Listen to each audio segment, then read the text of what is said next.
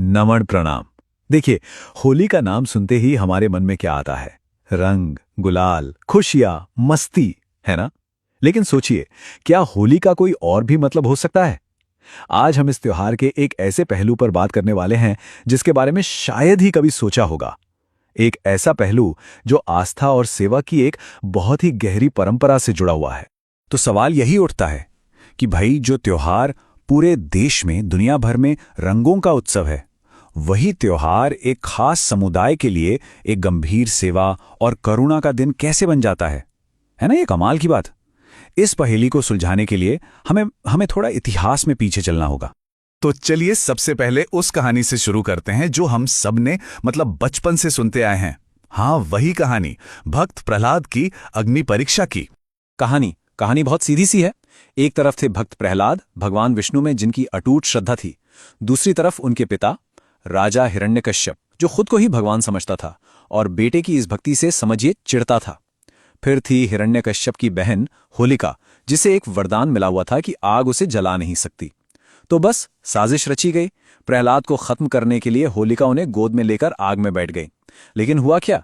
भगवान की लीला देखिए, होलिका तो जलकर राख हो गई और भक्त प्रहलाद वो बिल्कुल सुरक्षित बाहर आ गए। और बुराई पर अच्छाई की इसी जीत को हम सब होलिका दहन के रूप में मनाते हैं। लेकिन यहीं पर कहानी में एक बहुत दिलचस्प मोड़ आता है।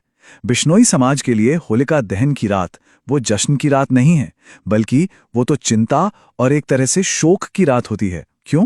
क्योंकि उस रात उनके आराध्य भक्त प्रहलाद की जान खतरे में थी। उनके लिए असली उत्सव, असली खुशी तो अगली सुबह होती है, जब प्रहलाद जी के सुरक्षित बचने का जश्न मनाया जाता है।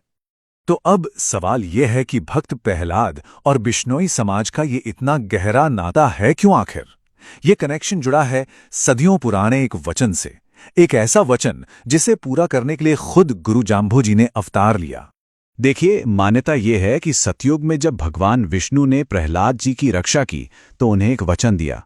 वचन ये था कि वो उनके 33 करोड़ अनुयायियों का उद्धार करेंगे, उन्हें मोक्ष दिलाएंगे। और ये वचन युगों तक निभाया गया। सतयुग में प्रहलाद जी के साथ 5 करोड़ आत्माओं का उद्धार हुआ, त्रेता युग में राजा हरिश्चंद्र के साथ 7 करोड़ का, और द्वापर युग में राजा युधिष्ठिर के साथ 9 करोड़ आत्माओं को मुक्ति मिली।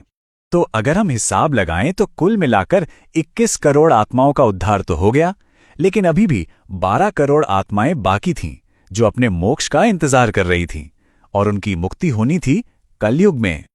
और बस इसी पौराणिक वचन को पूरा करने के लिए ये माना जाता है कि कलयुग में स्वयं भगवान विष्णु ने गुरु जम्भेश्वर यानी गुरु जाम्भोजी के रूप में अवतार लिया, और उन्होंने सन 1485 में बिश्नोई पंथ की स्थापना की।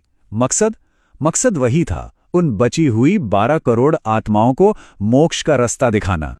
अब देखिए, गुरु जाम्भोजी ने मोक्ष का मार्ग दिखाने के लिए कोई हथियार नहीं उठाए ना, उन्होंने तो जीवन जीने का एक सीधा साफ रास्ता बताया अपने 29 नियमों के जरिए। उनका संदेश बिल्कुल साफ था, जिया ने जुक्ति और मुआ ने मुक्ति। मतलब जीते जी एक कुशल जीवन जियो और मृत्यु के बाद मोक्ष पाओ।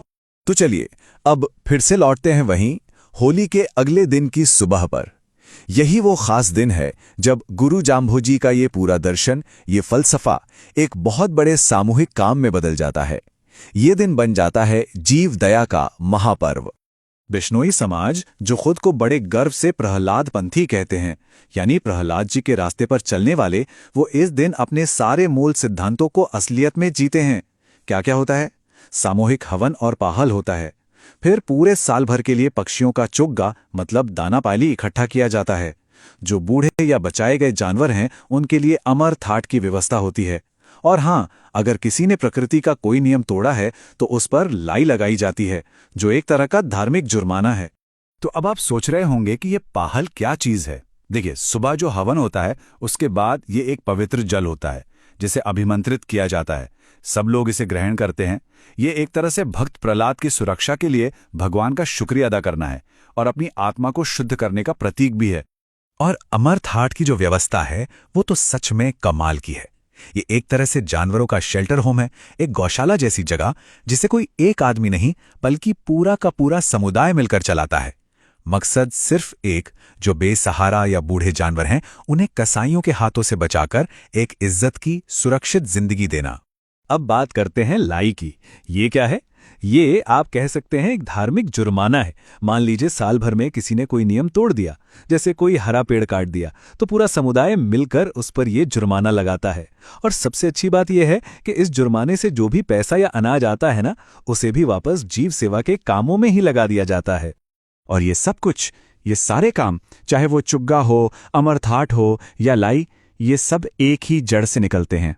बिश्नोई धर्म का सबसे जरूरी सिद्धांत जीव दया पालनी, यानी हर जीवित प्राणी के लिए मन में दया का भाव रखना।